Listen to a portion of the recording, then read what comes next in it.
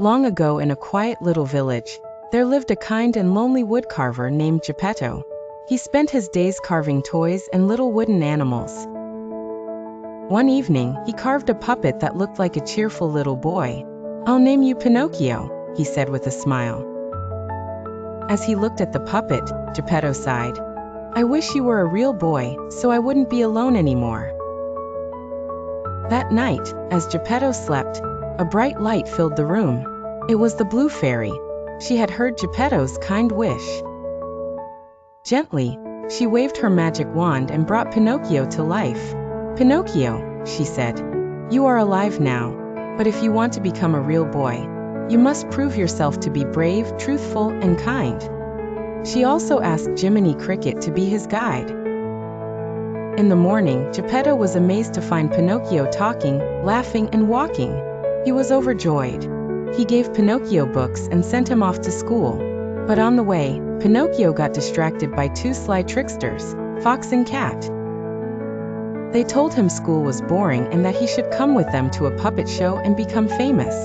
Pinocchio listened to them and skipped school. At first, he enjoyed the stage and the cheering crowd. But soon, the puppet master Stromboli locked him in a cage and said, "You belong to me now." Pinocchio cried for help. The Blue Fairy appeared and asked why he had disobeyed. Embarrassed, Pinocchio lied. Suddenly, his nose grew long. The fairy warned, "Every time you lie, your nose will grow.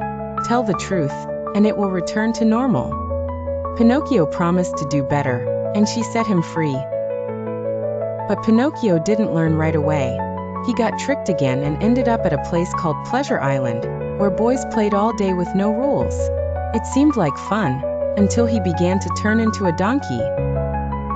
That was the punishment for being lazy and bad. Scared, Pinocchio escaped and ran far away. Then he heard terrible news. Geppetto had gone searching for him, and his boat was swallowed by a giant whale. Feeling brave and guilty, Pinocchio jumped into the sea. With help from Jiminy Cricket, he found Geppetto trapped inside the whale's belly. They hugged and cried. Pinocchio lit a fire to make the whale sneeze. With a loud blast, they were blown out into the sea and swam back to shore. Exhausted but safe, Pinocchio had finally learned his lesson. He had been brave to save his father, truthful about his mistakes, and kind to others.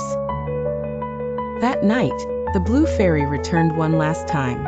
"You've proven yourself, Pinocchio," she said. With a wave of her wand, she turned him into a real boy. No more wooden limbs. No more lies. Just a happy heart and a proud father.